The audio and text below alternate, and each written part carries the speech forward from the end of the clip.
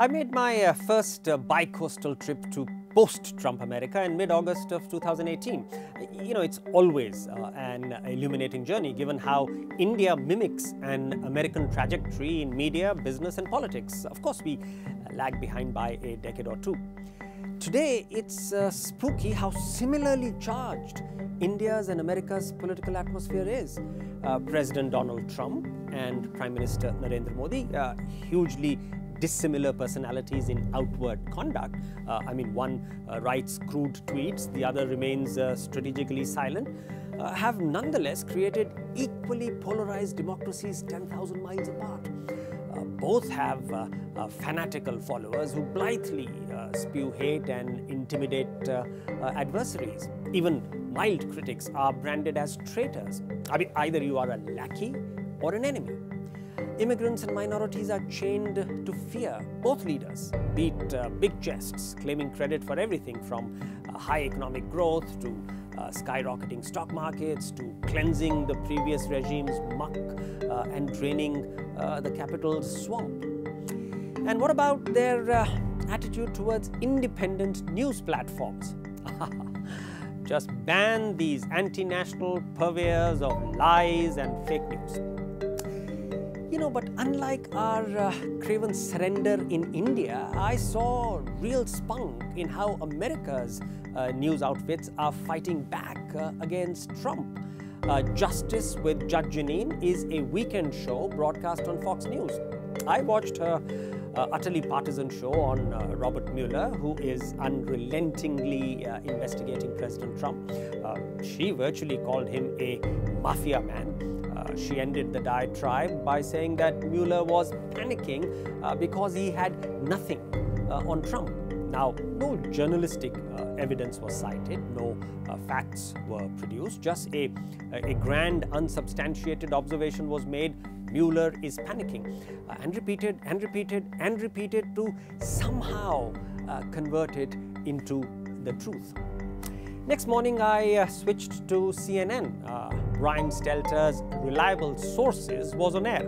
Now, he audaciously plucked the Mueller is panicking clip from Fox News and inserted it into his CNN show. And then Stelter went after Pirro for manufacturing the news that Mueller was panicking. It was a straight one-on-one reprisal. In the same show, Stelter also cut into a clip from NBC's Meet the Press with Rudy Giuliani, where the Trump groupie made the eye-rubbing assertion. Yes, he actually said that truth isn't truth. You know, this was clearly the new normal in our staid world of news. The professional restraint of a bygone era, thou shalt not comment on a competitor's news story, had been jettisoned. Perhaps there's a lesson here for India's fast dwindling pack of credible and honorable news editors. It's perhaps time to shed the old world professional reticence when our desi, our local Jeanine Pirros manufacture news. For example, when they go ballistic against Rahul Gandhi for speaking an unpalatable truth. It's very dangerous in the 21st century to exclude people. Now, he made the rather obvious causality that joblessness, economic deprivation and political exclusion feed into extremism and violence. Rahul also said in another context that Indian men are patriarchal and treat women unfairly. I would disagree with the idea that India is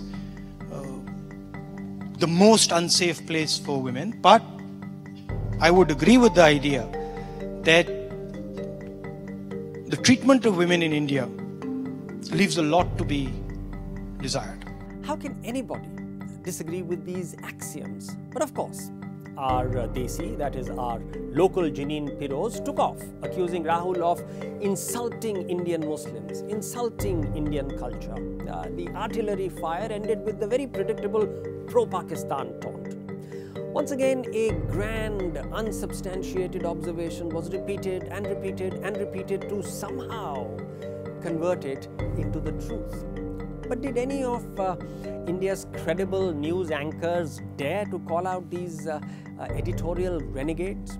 Straight, one-on-one like Brian Stelter of CNN took down Jeanine Pirro of Fox News? No, sir. None of them did anything like that. So perhaps the time has come for India's editor Arjun's to have a conversation with Lord Krishna on New Delhi's battlefield, which is likely to go somewhat like this. Now, this is India's editor Arjun saying, "My Lord Madhusudan, I am surrounded by evil, compromised professionals who utter lies and falsehoods. But how do I fight them? My hands shake while holding the bow. After all, these editorial Kauravs are my professional cousins." And you know, Lord Krishna shall reply, "Hey Arjuns, this is a holy war of the righteous, and every soldier journalist gets a stairway to editorial heaven. So stand up and fight with peace in your soul." Well, there is a little postscript here now. Dear viewer, please quote, tweet and tag India's Bhakt TV anchors with this video. Perhaps that shall stir our dead conscience.